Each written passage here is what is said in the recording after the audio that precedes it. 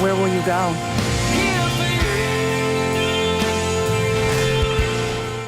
When weather turns extreme, Massive and rapidly intensifying hurricane. every second counts. Getting ready for a direct hit. CBS News and the Weather Channel bring you virtual weather technology so advanced, so real. It may save your life.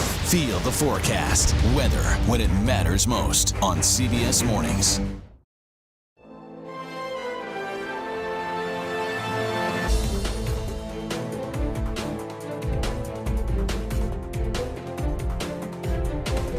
This seat is very important that they'll do anything to win this seat. Carrie Lake is amazing. I've heard her. She's so articulate.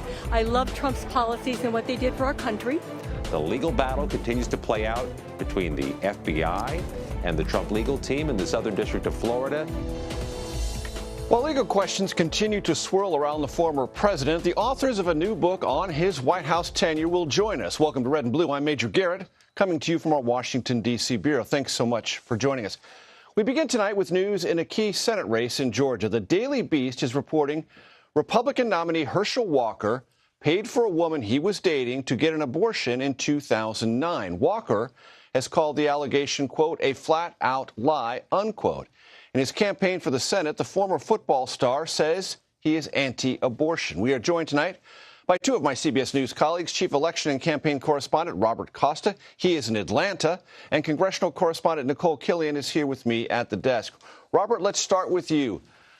What are the broad outlines of this story, and how has it affected the race, best as you can tell, there on the ground in Georgia? Just spoke with some voters here in Atlanta, Georgia, Major, who say they're tracking this Senate race very closely. This is an explosive allegation that in 2009, Herschel Walker paid for a woman's abortion procedure.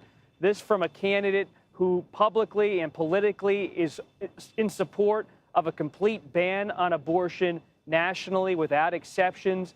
And what you're looking at with this story is something that could change a very narrow Senate race between incumbent Democrat Raphael Warnock and the Republican Herschel Walker, because it gets at the core of character. And it's not just a political drama, but a personal one. Walker's 23-year-old son, Christian Walker, expressing outrage about his father's conduct and this allegation in a series of social media posts that have gotten over 1 million views. And Robert, I want to ask you about the underlying evidence for this accusation. The woman is anonymous to protect herself, but there is evidence the Daily Beast cited. Can you explain that to the audience? The Daily Beast cites a check that they say they have reviewed that shows Walker paying for her expenses. They also show a receipt for an abortion procedure that's within the range of the check they say is from Walker. They also say they have reviewed a get well card to the woman who remains unidentified from Herschel Walker in the wake of that procedure, urging her a speedy recovery. And best as you can tell, Robert, what has been the Republican reaction there on the ground?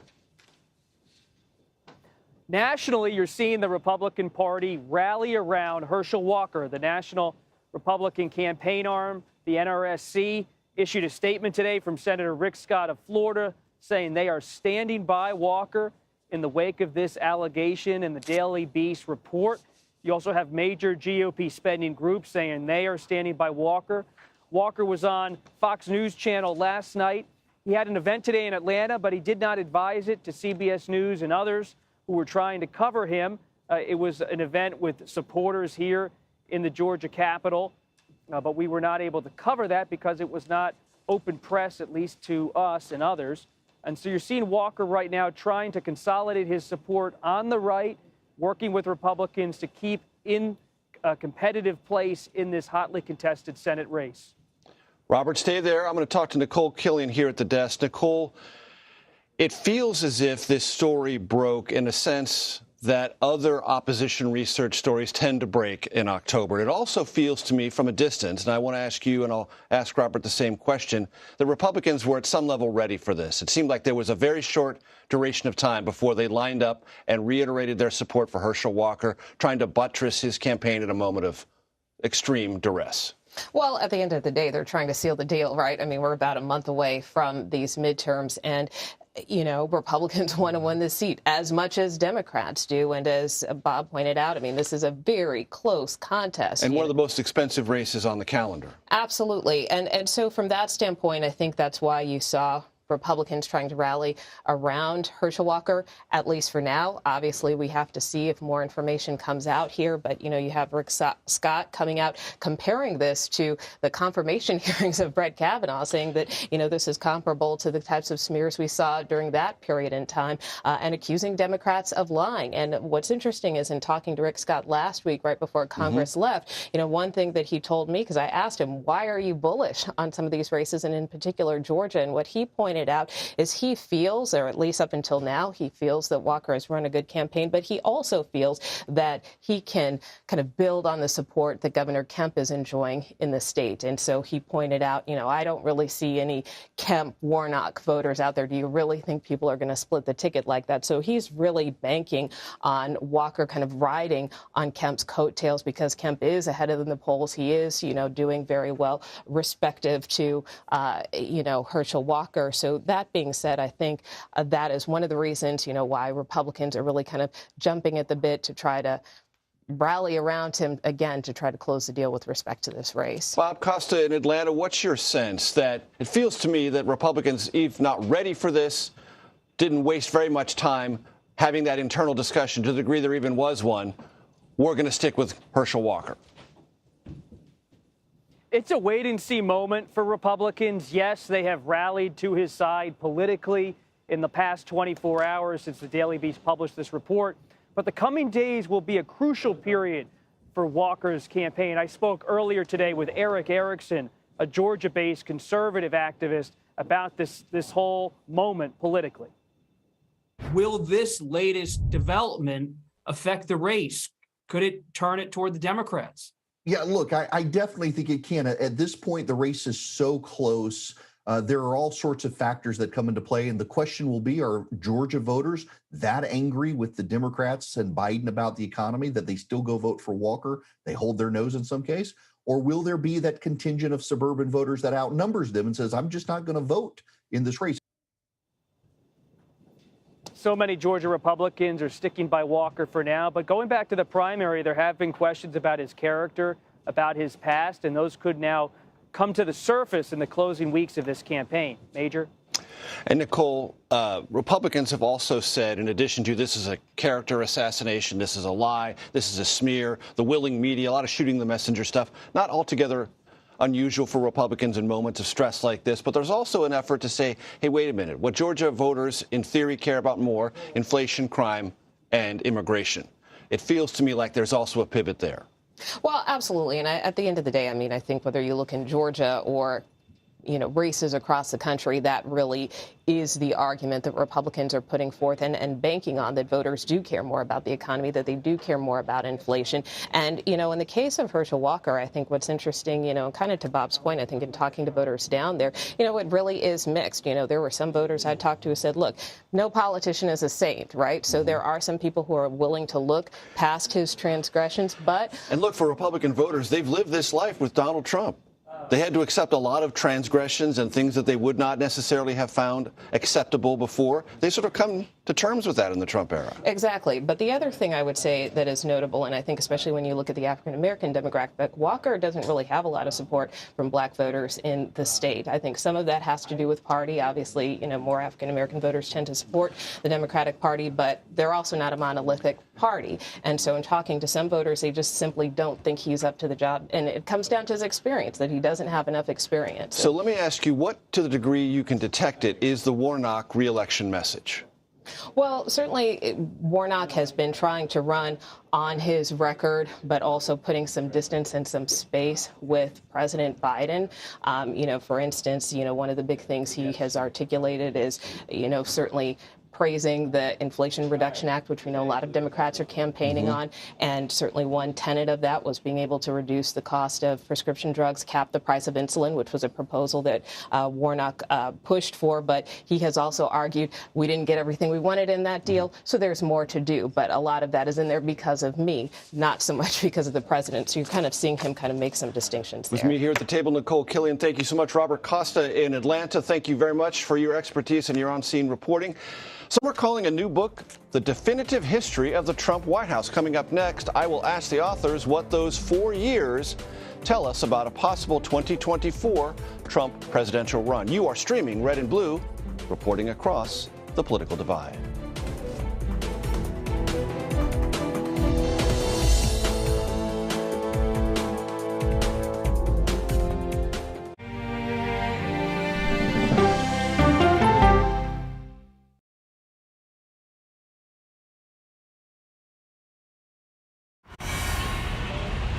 You ready? A generation of kids opens up on CBS Reports. I just want to be like a regular kid. Their world, their struggles, their voices. What if I was white?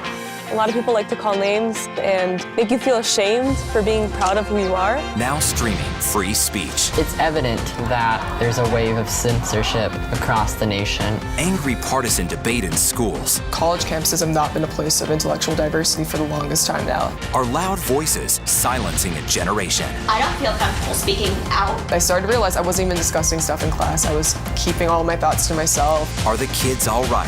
Free Speech. Now streaming on the free CBS News app. When weather turns extreme, the 150-mile-per-hour hurricane is still churning north. Every second counts. Massive and rapidly intensifying. CBS News and the Weather Channel bring you virtual weather technology so advanced, so real. Well over 9 feet. This is not survivable. You'll have time to get prepared. You want to have the advantage on severe weather days. It just may save your life. CBS News and extreme weather. Feel the forecast. Go to the ends of the earth. Right now. We got something crazy. And reach for the stars. Here we are. Time. Yes, it's my comeback. Hey, this is pretty fun. But wait, there's more. Experience thought-provoking. Welcome to the idea of being a human being. Innovative and truly original reporting. Look through a telescope and go, wow. Because there's always something new under the sun on CBS Sunday morning. We have an inspiring story that started with a strange act of kindness. Yes. We found it. You're kidding me? We got it. We share stories that lift you up and brighten your day. The Uplift. Stream on the free CBS News app. I'm here for you. Take an orange? Yes. You do? Here. America needs drivers. And we're here to help. What are you learning from Girls on the Run? Never give up and to always keep trying. If I'm a parent in your state, I'm like, what's Congress doing? Beyond this gate is actually the border with Ukraine. We've seen people not just opening their hearts to Ukrainian refugees, but their homes. Where will you go?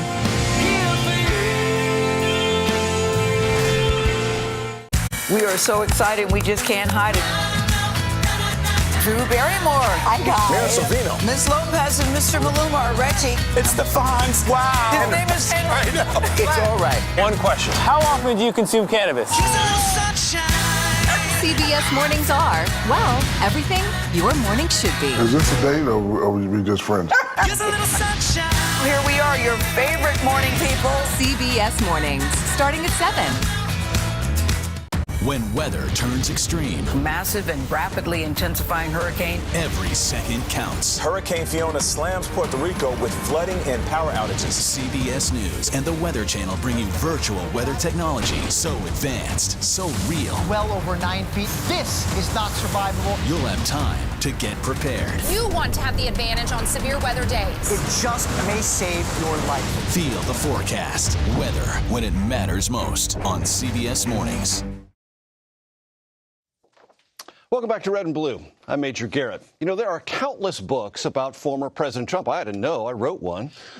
But a few, and only a few, are referred to as the first draft of that consequential history. The Divider, Trump in the White House 2017 to 2021, is one of those books, written by two of, and it says so in the prompter, but it's actually true, two of Washington's best reporters, Susan Glasser of The New Yorker and Peter Baker of The New York Times.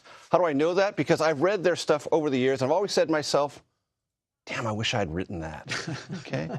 The book is more than 700 pages. In it, they chronicle the firings and the infighting, foreign policy, pandemic, and, of course, what they describe as the early warning signs and the aftermath of January 6th. And about that, they write, and I quote, "To understand what happened on January 6, 2021, it is necessary to understand what happened on January 20th, 2017, and all the days in between." The book's authors, Susan Glasser and Peter Baker, join us now. First time we've had actually three people at this tiny little desk, so welcome to a moment of CBS News streaming history. Peter and Susan, it's great to have you with us. I also want to read this excerpt for the audience, because I think it's really important. I've read half the book, but this is very early on, but I think it sets the stage for everything, and I want to understand what you're trying to convey. This is excerpt 1, folks.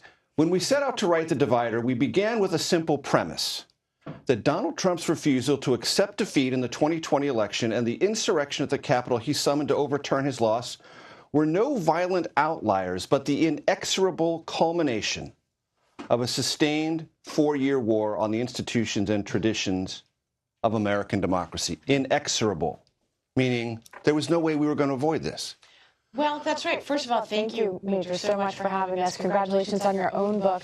I think, as someone who's looked and studied at Trump's attack on the 2020 election, the thing that's so striking is that it's a through line, and that a sustained 4-year attack on institutions and the legitimacy of especially pillars of the American democracy. Remember, Donald Trump started calling it a rigged election in May of 2020 and basically said in every way possible, any outcome of this election that does not have me as the winner will not be legitimate. Right. And Peter, there were so many instances in his presidency that we covered day in and day out that took institutions and not only shook them sort of at the margins, but tried to pound them into submission. Yeah. And I think that's one of the themes that comes across in your book. Right, because he didn't come in with any experience in politics, or at least elective office, or the military. Remember, the only president who had spent a day in office before becoming president. And to him, the military, the Justice Department, the intelligence agencies, the healthcare professionals, all of them were meant to be instruments of his own political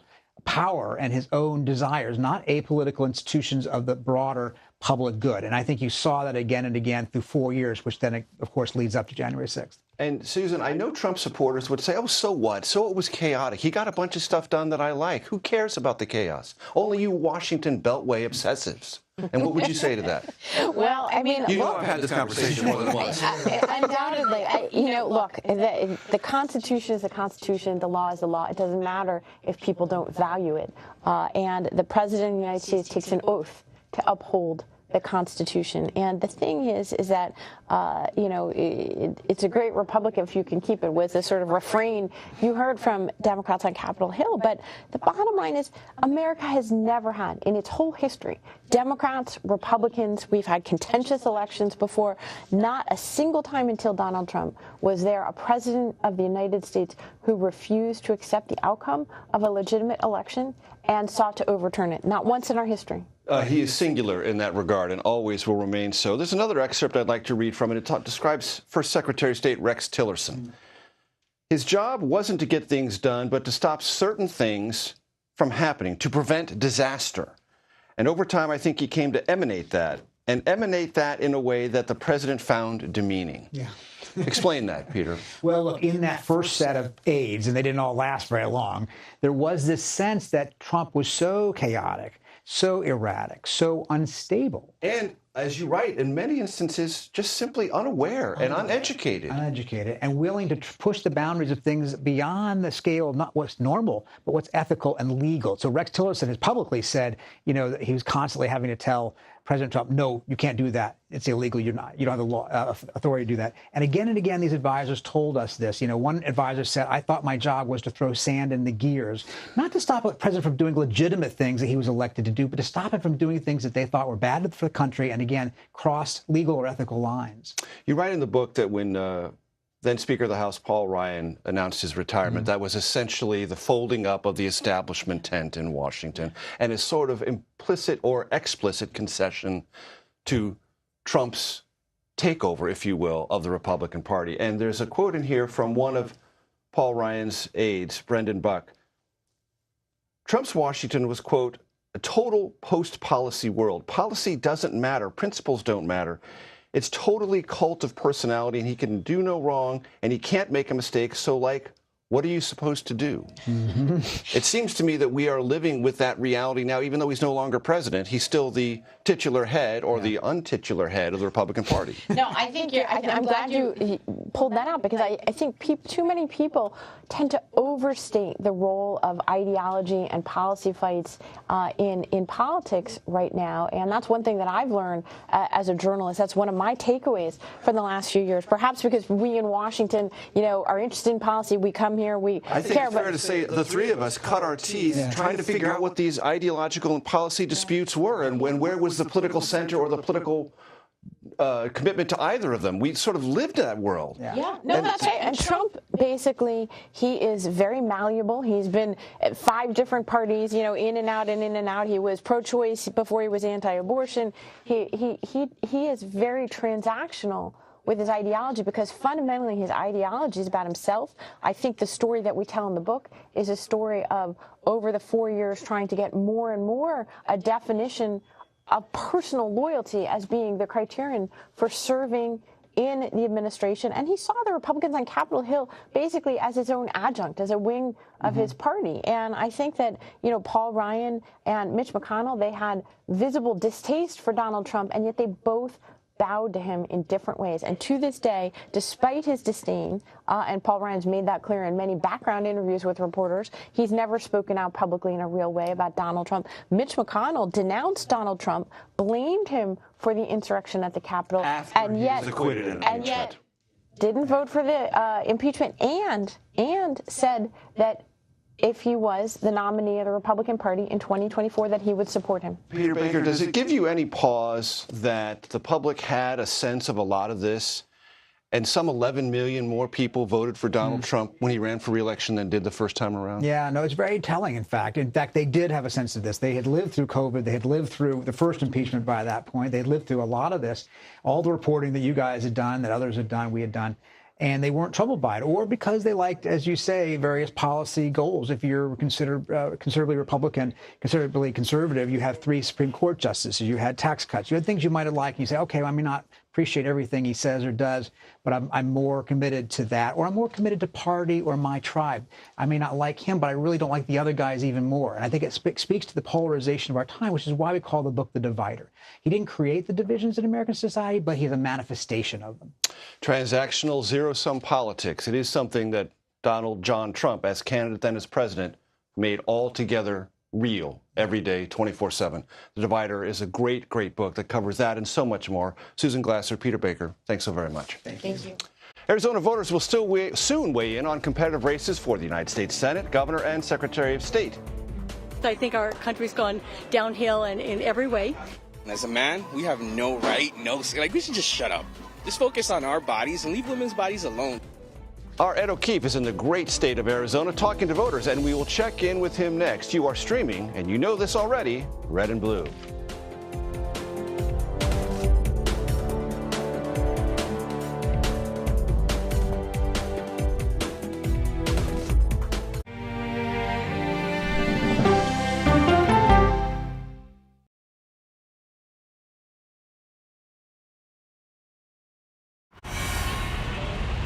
You ready?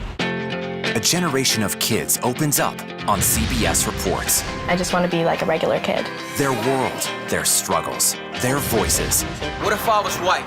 A lot of people like to call names and make you feel ashamed for being proud of who you are. Now streaming free speech. It's evident that there's a wave of censorship across the nation. Angry partisan debate in schools. College campuses have not been a place of intellectual diversity for the longest time now. Are loud voices silencing a generation. I don't feel comfortable speaking out. I started to realize I wasn't even discussing stuff in class. I was keeping all my thoughts to myself. Are the kids all right? Free speech. Now streaming on the free CBS News app. When weather turns extreme, The 150-mile-per-hour hurricane is still churning north. every second counts. Massive and rapidly intensifying. CBS News and the Weather Channel bring you virtual weather technology so advanced, so real. Well over 9 feet. This is not survivable. You'll have time to get prepared. You want to have the advantage on severe weather days. It just may save your life. CBS News and extreme weather. Feel the forecast. Go to the ends of the earth. Right now. We got something crazy. And reach for the stars. Here we are. Time. Yes, it's my comeback. Hey, this is pretty fun. But wait, there's more. Experience thought-provoking, I'm open to the idea of being a human being. innovative, and truly original reporting. Look through a telescope and go, wow. Because there's always something new under the sun on CBS Sunday morning. We have an inspiring story that started with a strange act of kindness. We found it. You're kidding me? We share stories that lift you up and brighten your day. The Uplift. Stream on the free CBS News app. I'm here for you. Take an orange? Yes. You do? Here. America needs drivers. And we're here to help. What are you learning from Girls on the Run? Never give up and to always keep trying. If I'm a parent in your state, I'm like, what's Congress doing? Beyond this gate is actually the border with Ukraine. We've seen people not just opening their hearts to Ukrainian refugees, but their homes. Where will you go?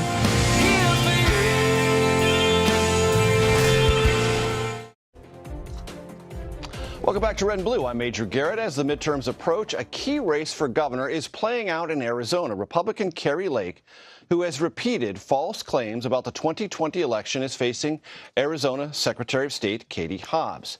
For more, Ed O'Keefe joins us now from Tempe, Arizona. Ed, as you probably know, is CBS News' senior White House and political correspondent. Ed, big question, state of play. What's it look like? Major, good to see you. Yes, White House and political correspondent, which means this is the time of year they let me loose and off the North Lawn. And it's good We to like be to here let in you loose, Arizona Ed, very because- much so. Thank you. We're here in Arizona because they've got two actually critical statewide races. There's that U.S. Senate race between Mark Kelly and Blake Masters that will be one of those that helps determine the balance of power in the Senate. But with the governor's race, what has been so intriguing to those of us outside Arizona is the fact that you have an avowed 2020 election denier, Kari Lake, on the ballot and keeping it even with her Democratic opponent, Katie Hobbs. Kari Lake's a former TV anchor here in Arizona, well-known face and personality who has been campaigning in recent days with fellow Republicans and, again, keeping it even amid concerns in this state about the economy, about border security and immigration, given the acute nature of that issue in this state, but also in recent days, concerns about abortion rights renewed because a judge ruled that a law that was put in place before Arizona even became a state is now the law of the Grand Canyon State. And it would essentially, through some interpretations, put people behind bars for 2 to 5 years if they assist a woman in having an abortion procedure. We've talked to voters a bit in the last few days about what might be on their minds. We're doing this ahead of a battleground tracker poll that we'll be releasing tomorrow from here in Arizona. Take a listen to what some of these voters have said to us is on their minds. Kari Lake is amazing. I've heard her. She's so articulate. I love Trump's policies and what they did for our country. I'm so sad that he's not in right now because I think our country's gone downhill in every way. And so I think she'll uphold the Constitution. I am not optimistic about the economy at all. I'm watching my 401k evaporate. I think that it's your body, your choice. And I think that regardless, people are going to get abortions. It's just they're going to do it safely or not. So it doesn't really make sense to not let people do it because then it just puts more women at risk. We've heard from a few younger women just in the last few days who have expressed similar concerns about what could happen, the sort of the practical effects of the change in abortion policy over the last few months. Spoke with one earlier today who said, she's actually somebody like many people in this state who've moved from elsewhere, hadn't gotten around to registering to vote in Arizona, but felt that issue of abortion is the reason why she finally has to do that. Democrats are hoping there's a lot more like that woman in this state who are making that change or getting ready to cast ballots later this month and early next month. And we shall see in the coming days whether these races tighten and what exactly our battleground tracker tells us once it's released tomorrow. Major. And as you know, we ration time carefully in live broadcasting. You have 60 seconds. So it's implied, but I just want to make sure the audience knows the Senate race is not close, but the governor's race is. And how much is Kari Lake leaning in as she campaigns around on these false statements about the 2020 election? It's notable, Major, that she has actually sort of stepped away from that a little bit and is trying to make a broader argument about education policy, the economy, border security, issues that she knows will resonate with the Republican base voters she needs, but maybe also with independents in this state that she will need in order to win. Important to remember, Arizona, competitive for a lot of reasons. One of them is this. Republicans, Democratic, independent voter registration is essentially split evenly, 30-30-30 roughly, a little Republican advantage. Kari Lake knows that. The Democrats know that, which is why they're working as hard as they can to turn out people in the coming weeks. But notable that Lake has backed off it ever so slightly and recently said over the weekend, the elections in 2024 will be fine. I'll certify them because we're going to make changes in 2023 if she wins that will make sure those elections are fair. Of course, if you're somebody who's not a fan of Kari Lake, you might be wondering, well, what exactly does she want to do to change the election system? And that'll be a big part of the debate going into the 2024 presidential election when states like this matter big time. Major. Understood. Ed O'Keefe on the scene for us in Tempe, Arizona. We thank you very much. That does it for today. You can stream Red and Blue Monday to Thursday at 5 p.m. Eastern. And a reminder, if you want to watch previous episodes of this very good program, you can see them anytime on CBS News website. Just head to cbsnews.com/red and blue.